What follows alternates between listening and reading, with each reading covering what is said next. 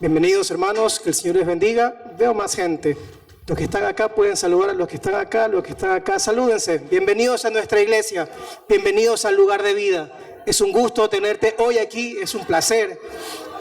Qué bueno es verte hoy en lugar de vida. Qué bueno es estar contigo hoy celebrando y recordando la pasión de nuestro Señor Jesucristo juntos en familia.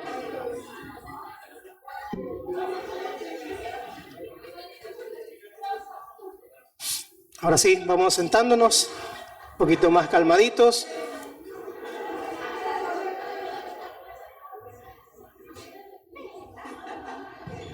Si trajo su Biblia, por favor, ábrala conmigo en el libro de Mateo, capítulo 27. Si no trajo su Biblia, no importa, acá tenemos proyectando los versículos. Y acompáñenme conmigo en Mateo 27, los versos 27 a 31. El mensaje tiene como título el día de hoy, el escándalo de la cruz. Medio escandaloso también el título, pero ahí vamos. Dice así, versículo 27. Entonces los soldados del gobernador llevaron a Jesús al pretorio y reunieron alrededor de él a toda la compañía. Verso 28. Y desnudándole, le echaron encima un manto de escarlata, 29, y pusieron sobre su cabeza una corona tejida de espinas y una caña en su mano derecha. E hincando la rodilla delante de él, le escarnecían diciendo, salve rey de los judíos, verso 30. Y escupiéndole, tomaban la caña y le golpeaban en la cabeza, verso 31. Después de haberle escarnecido, le quitaron el manto, le pusieron sus vestidos y le llevaron para crucificarle.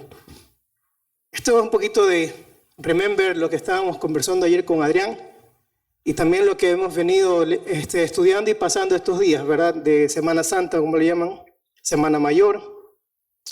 Y haciendo este recuento, hace escasos 6 días, proyectándonos a ese tiempo, el pueblo vivía lo que hoy conocemos como o se conmemora como el Domingo de Ramos, ¿verdad? ¿Qué pasó en esa fecha? Mateo dice en el capítulo 21, al inicio, tiene como título la entrada triunfal a Jerusalén. El panorama más o menos era así. Muchos judíos regresando a Jerusalén para celebrar la Pascua. Muchos también no eran judíos, eran gentiles que habían conocido o escuchado de la palabra y querían saber qué era este tema de la Pascua. ¿Qué celebraban? ¿Qué estaban haciendo estos locos allá en Jerusalén? También quiero ver qué pasa. Vamos a ver. Entonces, había mucha gente de muchas regiones, había muchas caravanas, había algarabía, había canciones. Yo me imagino a ese pueblo llegando allá por miles, cantando, con sus idiomas natales, con sus ritmos natales, conversando, conociéndose, viendo primos lejanos que no veían hace mucho tiempo. Hola hermano, ¿cómo estás? Hace años, ¿cómo estás? Vamos a Jerusalén, sí, de ley, vamos a Jerusalén, vamos a tomarnos un encebollado porque hoy no podemos comer carne y vamos a pasarlo bonito. De pronto, en esta algarabía, de por sí ya estaba la gente riendo, la gente en bulla, se escucha el rumor de que el mismo Señor Jesús de Nazaret está en medio de ellos. Conocemos la historia, ¿verdad? ¿Y qué sucede? Comienzan a haber más escándalo todavía. Comienza a haber más fiesta todavía. Yo he puesto aquí que aquel Mesías, aquel que iba a librar a su pueblo de la opresión mundana, aquel Mesías que iba a aniquilar y a aplastar los enemigos de Dios bajo sus pies, se acercaba justamente a la ciudad santa para que todas las profecías por fin se cumplan, por fin se dé su punto. Y los ánimos estaban caldeados. Si no me cree, lea conmigo Mateo 21:8,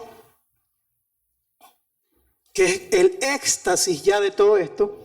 No se asuste si yo leo otra versión. Ahí está en la Reina Valera, yo voy a leer la Roberto habla hoy.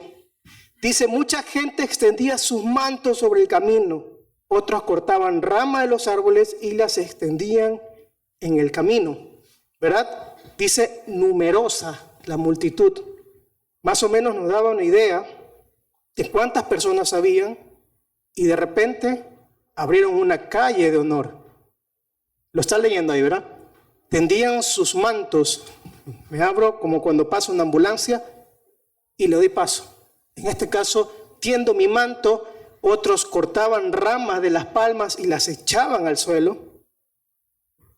De repente el Señor Jesús bajando la loma, cabalgando un pollino, y de repente en medio de todo esto, alguien se acordaba del Salmo 118, 21, 28.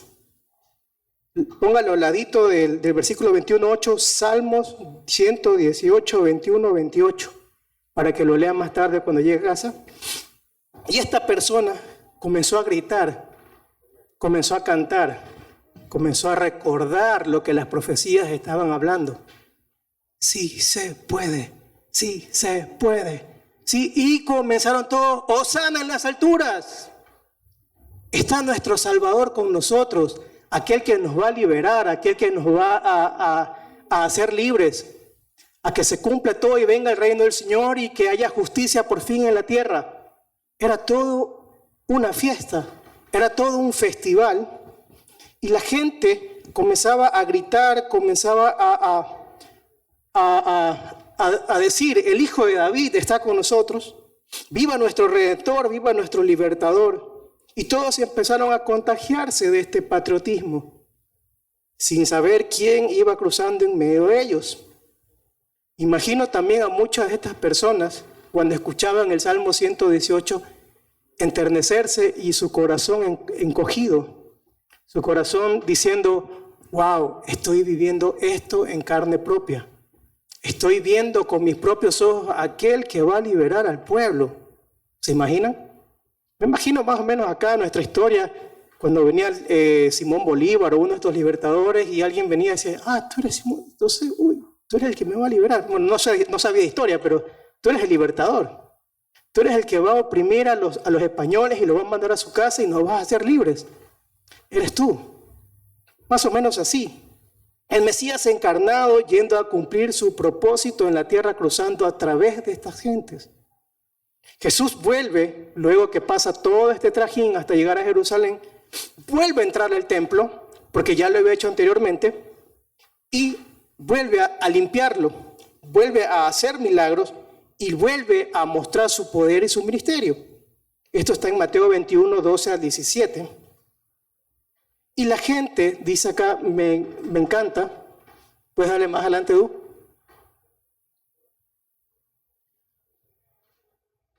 ¿No está ahí? Bueno, Mateo 21, 12, 17.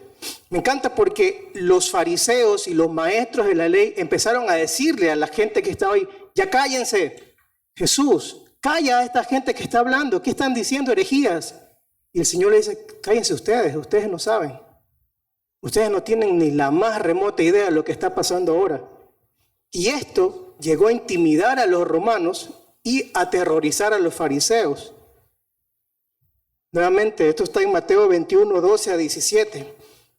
Y bien, eso pasó Domingo de Ramos, hace escasos 6 días. Hoy es otro día, bueno, ayer fue otro día. Esta misma gente que glorificaba a Dios, Hosana, gloria a Dios en las alturas, todas estas gentes que le daban gloria a Dios, que cantaban alabanzas y tiraban sus mantos y lanzaban ramas delante de Él, ahora gritaban, crucifícale, crucifícale. Y lanzaban improperios, insultos, escupitazos y golpes. Mientras Poncio Pilatos, usted lo puede leer en su Biblia, intercedía para dejar libre a Jesús, porque había cierto temor también en él. Él sabía quién era Jesús, entonces no quería llevar consigo, Adrián mismo lo mencionaba ayer, él no quería llevar consigo una maldición. Él sabía que Jesús era hijo de Dios o de algún Dios. Y matar a un hijo de Dios era cargar maldición para toda su vida. En paréntesis, tanto los líderes religiosos como los líderes políticos de la época le tenían miedo a Jesús, le tenían temor, terror. Y este era el momento exacto para callarlo sí o sí.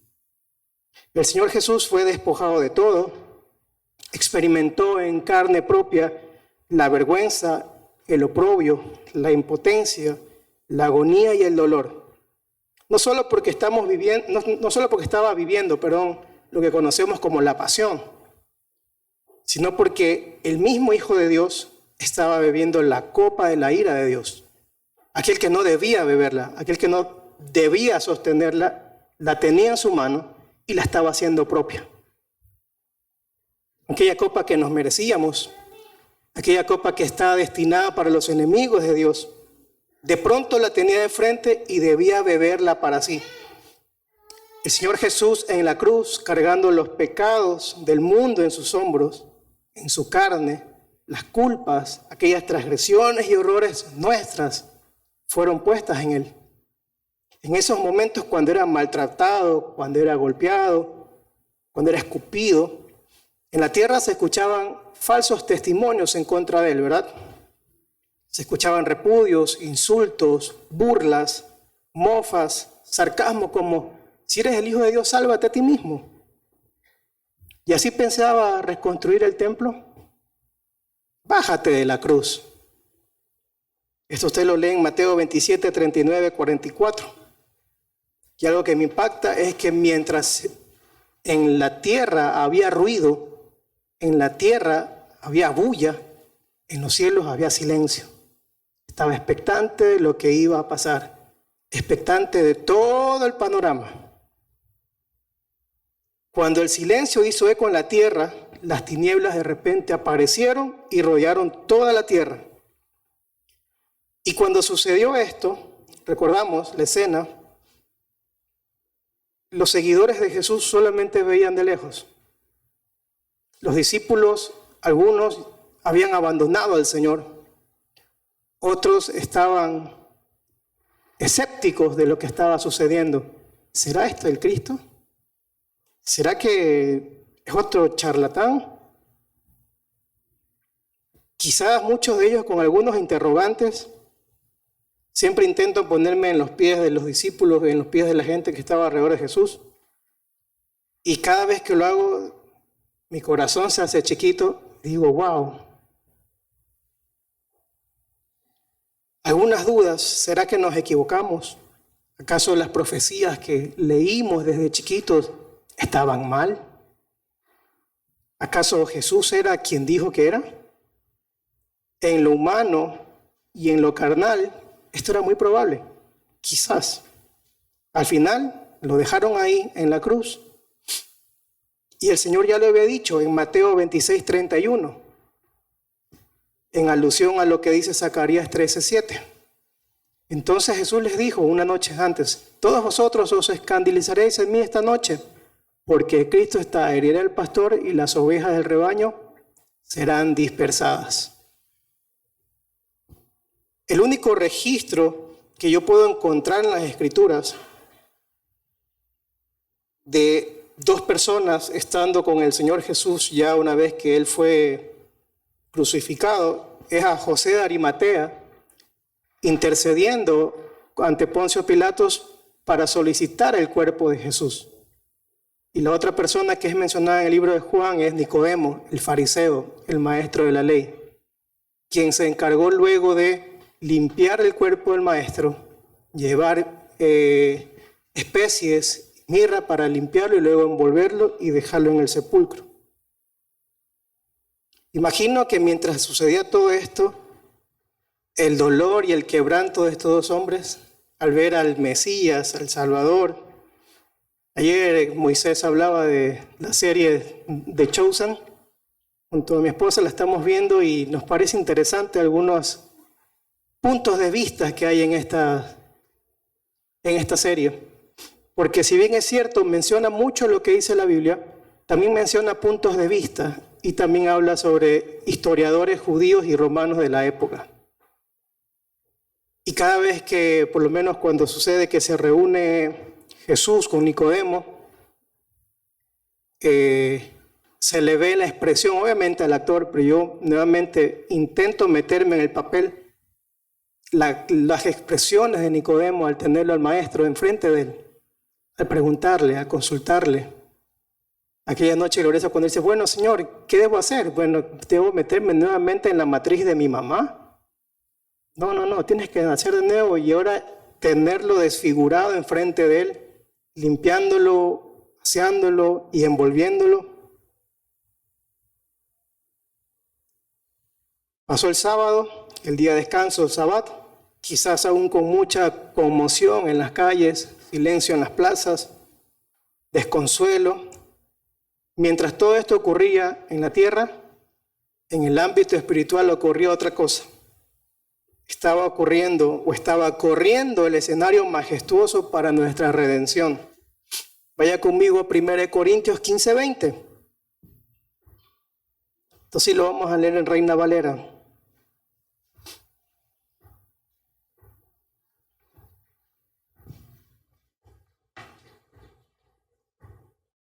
Estamos a tiempo todavía. 1 Corintios 15:20 dice: mas ahora Cristo ha resucitado de los muertos, primicias de los que durmieron es hecho. Le voy a confesar algo, cuando yo leí esto no entendí nada. Si quiere, léalo conmigo de nuevo. Mas ahora Cristo ha resucitado de los muertos. Hasta ahí bien. Primicias de los que durmieron es hecho. Yo decía, bueno, Señor, ¿qué me quieres decir? Y empecé a leer, a releer y a buscar. Y nuevamente en la versión Palabra de Dios para Todos dice: pero en realidad Cristo ha resucitado y fue Él primero de todos los que serán resucitados después de la muerte. Subraye, por favor, la palabra primicias en su Biblia. Eche una pluma, subraye primicias y póngale una flechita y ponga aparche. ¿También está ahí? Aparche. Esta palabrita es una palabra griega que usa Pablo y era utilizado en el contexto de las ofrendas de las primicias. Esto está en el libro de Levíticos 23, 9 a 14. Estas ofrendas de las primicias consistían más o menos en llevar un corderito de un año libre de mancha, 1 litro de vino, cereales y una gavilla o recipiente de los primeros granos de la cosecha. Esta primicia era alzada y mecida por el sumo sacerdote y de esta manera era aceptada por Dios. ¿Y esto qué significaba o qué auguraba o qué aseguraba? Que tu cosecha sea bendita por el Señor por los siguientes años. Ahora, volviendo al versículo, dice: Cristo ha resucitado de los muertos, primicias de los que durmieron es hecho. La palabra aparche en el ámbito secular o comercial por los griegos era utilizada para dar una cuota de entrada. Nuevamente, aparche era utilizada para dar una cuota de entrada. Ayer estudiábamos el consumado es. Y Adrián mencionaba que era usada en los recibos de pago. Consumado es, ya no le debes nada a nadie. En nuestra actualidad, más o menos, es como tener un certificado de no adeudar. Usted va al banco, consigue un crédito, termina de pagarlo, certificado de no adeudar, grandote, con nombres, apellidos, número de cédula, y no le debo nada a nadie, soy feliz. O se va con mandato, se va a una casa comercial, se compra un refrigerador, una cocina, un televisor, termina de pagar, certificado de no adeudar, y saca pecho porque va a sacar otro televisor más. ¿Verdad? Me identifico. Entonces, este consumado era esto, era un certificado de no adeudar. Y ahora que ya tenemos el consumado se nos viene un aparche, que es esto de acá. Esto acá quería decir que el Señor Jesús pagó tu cuota de entrada para la resurrección, para la vida eterna. Es decir, ya no le debes nada por el pecado y ahora te toca a ti caminar hacia la vida eterna. ¿Sí me dicen comprender o solo Maribel se va conmigo al cielo?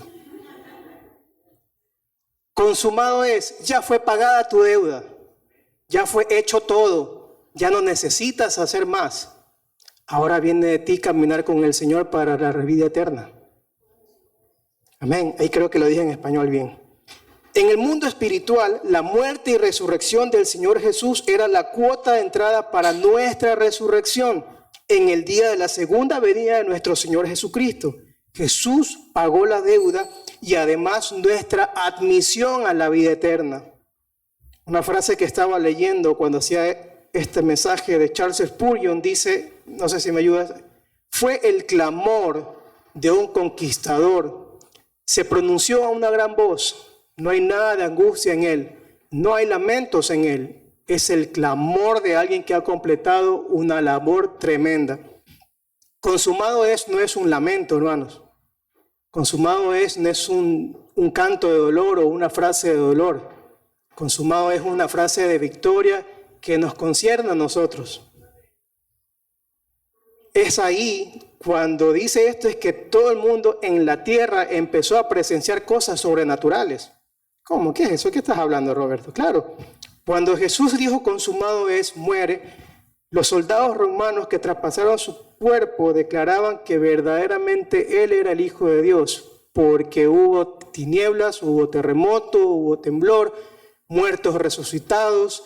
Estaba leyendo también que el velo del templo fue rasgado y este velo tenía más o menos unos 20 a 30 centímetros de espesor. O sea, no cualquiera podía romper este velo. Y cuando hablamos de redención, o en este caso de consumado es, hablamos de tetelestai. Creo que lo estoy diciendo bien. ¿Me ayudas, Eduardo? Para que lo puedan leer la gente. Tetelestai, correcto. ¿Qué también quiere decir pagado en su totalidad?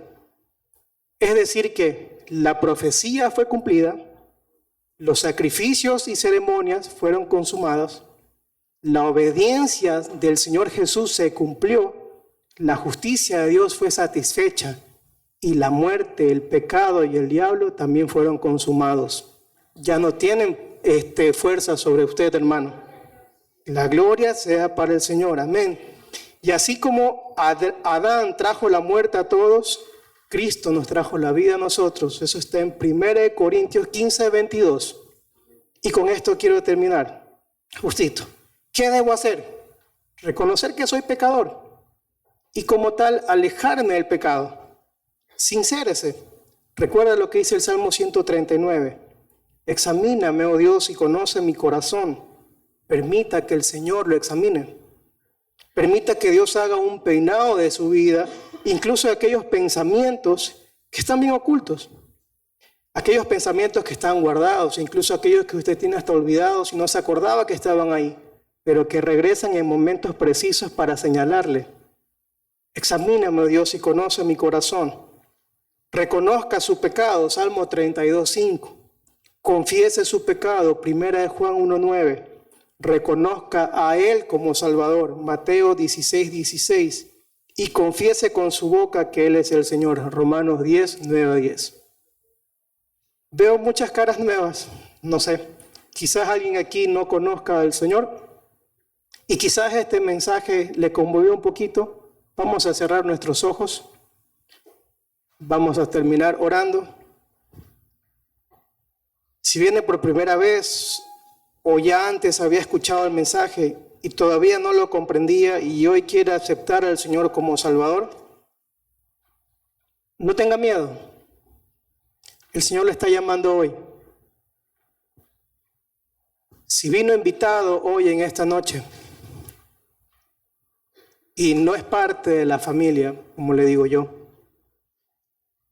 o ya viene mucho tiempo a la iglesia y aún no hay el convencimiento de su salvación, yo le invito a que haga esta oración conmigo, que repita después de mí. Padre bueno, sé que tú moriste por mí en la cruz, sé que viniste a la tierra y llevaste todos mis pecados en la cruz. Sé que me salvaste y ahora quiero que seas mi Señor. Quiero que seas mi Salvador. Quiero que entres a mi vida y seas mi Señor. Te lo pido en el nombre de Jesús. Amén.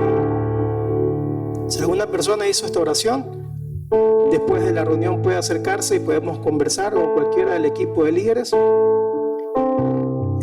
Puede llamar a los sugieres, que alguien pueda recoger las ofrendas, orar también por ellos.